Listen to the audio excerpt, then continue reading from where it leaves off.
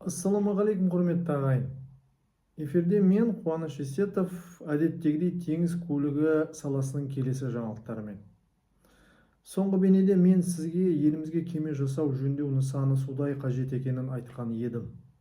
Және бұл мәселені шешу жолында мемлекет басшысы өзі тікелей араласып қолынан келгенін жасап жүргенін де көрсеттім. Енді өзіміздің сауда кемелерімізді жасап, жөндеуін өзіміз жүргіземіз деп елестетіп көрейік.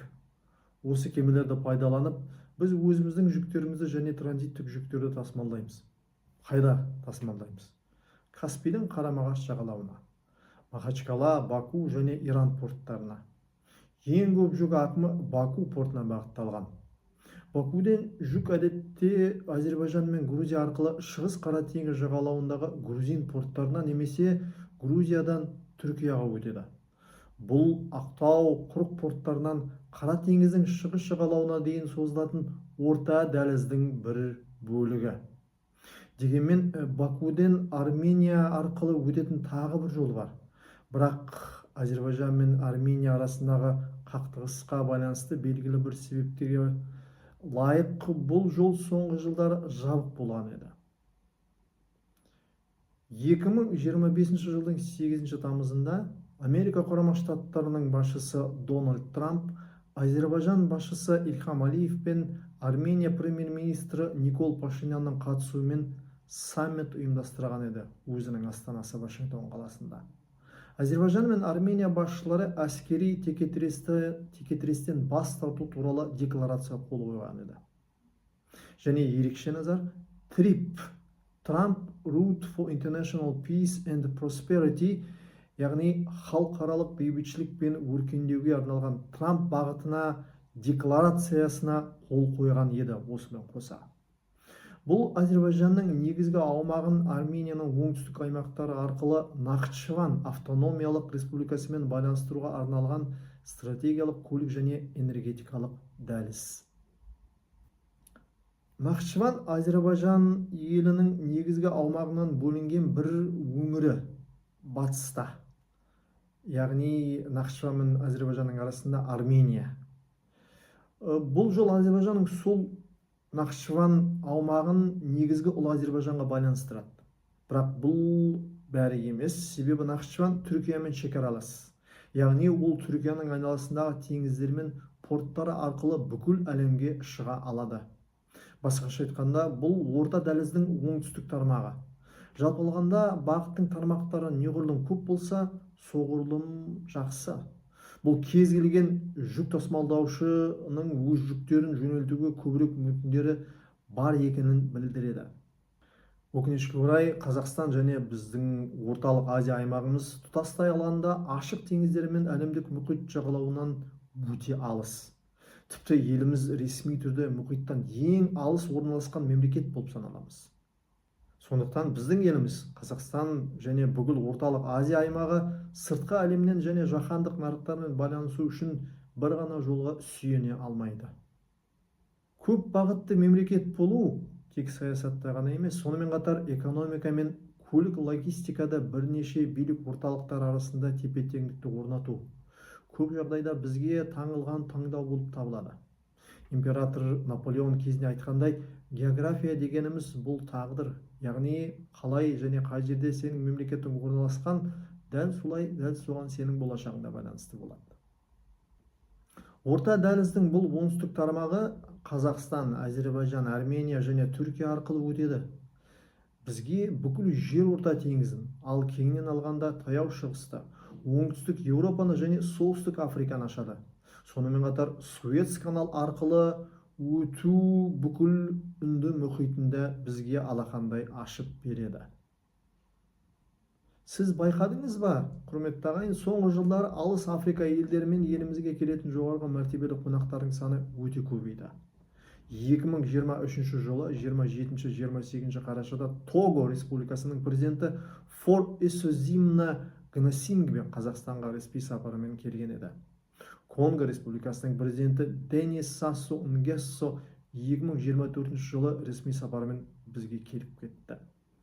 Сол жылы соңында Гвинея Бисау президенті Умару Сиссоко Эмбало Астанада Қасым Жомарт Тоқаевпен ресми келіссөздер жүргізген еді. Конго Демократиялық Республикасының президенті Феликс Чисекеди 2025 жылдың қыркүйегінде Астанаға мемлекеттік сапармен келген еді. Бұл жерде айта кететін шатастырып алмаңыз, құрметті ағайын. Конго Демократиялық Республикасы бөлек, Конго Республикасы бөлек. Бұл екі көршілес мемлекет, бірақ екі бөлек мемлекет. Яғни Конго Республикасының басшысы бізге бұдан бұрын 24 жылы келіп кеткен еді. Айтпақшы, Конго Демократиялық Республикасының футболдан ұлттық құрамасының әлем чемпионатында қаншалықты керемет ойнағанын бәріміз куә болдық. Осыған байланысты менің өзімнің жеке бір ұсынысым бар. Мүмкін Конго Демократиялық Республикасының футбол федерациясы өзінің футбол шеберлігін біздің ұлттық құрамаға үйретер, көрсетер, бөлісер. Сонда Қазақстанның футбол ұлттық құрамасы әлем немесе Еуропа додасына қатысып кетер күндердің күнінде. Және ең соңғысы 2026 жылдың мамыр айында Кения президенті Уильям Руто тарихи мемлекеттік сапармен Қазақстанға келген еді. Тараптар цифрландыру және логистика сауда салаларындағы ынтымақтастықты мәселелерін талқыға салған еді. Логистика және сауда мәселелері. Қазіргі уақытта, құрметті ағайын, дүние бойынша барлық елдерде халық тез қартаюда. Біріккен ұлттар ұйымының болжамдары бойынша әлем халқы осы ғасырдың ортасында азая бастайды. Бұл үрдіс барлық мемлекеттерде байқалады. Тек бір жерде басқа. Сіз қай жер екенін өзіңіз болжаған шығарсыз. Дұрыс айтасыз, Африка. Басқа жерлерде халық қартайып азайса, Африка халқы өсіп жас болып қала береді. Мысалы, Нигерия деген мемлекетті алайық. Бұл Африканың батыс Атлант мұхиты жағалауында орналасқан 242 миллион адам тұратын бір мемлекет. Алайда оның жалпы аумағы небәрі 923 мың шаршы шақырымды құрайды. Басқаша айтқанда, Нигерияның аумағы Қазақстанның аумағынан 3 есе кем болса, халық саны бізден 10 есе көп. Бірақ ең маңызды сан бұл емес. Нигерия халқының орташа жасы 18,5. Дүния бойынша ең жас елдердің бірі болып есептеледі Нигерия қазіргі таңда. Осыған байланысты Біріккен ұлттар болжамдарына сәйкес ғасыр соңына қарай Нигерия халқының саны 800 миллионға жетеді екен. Нигерия әлемдегі халық саны бойынша екінші орынға шығады. Қытайды осы орыннан ысырып тастап, бірінші болып Үндістан қала береді екен осы ғасырдың соңына дейін. Ал жалпы Африка елдердің бәрін қосқанда әлем халқының 35%-дан астамы құрайтын болады осы ғасырдың соңында, құрметті ағайын. Ал адам қайда, болашақ та сонда. Әсіресе жастар бар жерде болашақ. Сондай-ақ тауарлар мен қызметтерге деген сұраныс та сонда. Болашақ нарықтар сонда. Сондықтан Африка елдерімен дәл қазір сауда экономикалық қарым-қатынас орнату және нығайту өте маңызды біз үшін, жалпы дүниядағы басқа мемлекеттерде өте маңызды. Кез келген мемлекет қазір ыңғайы жетсе, сол Африка мен Африка мемлекеттерімен өзінің қарым-қатынасын нығайтуға тырысуда. Қытай, Оңтүстік Шығыс Азия, Европа, Кавказ, Таяу Шығыс және Үндістан бұл аймақтардың барлығы біздің тауарларымыз бен қызметтеріміздің болашақ нарықтары.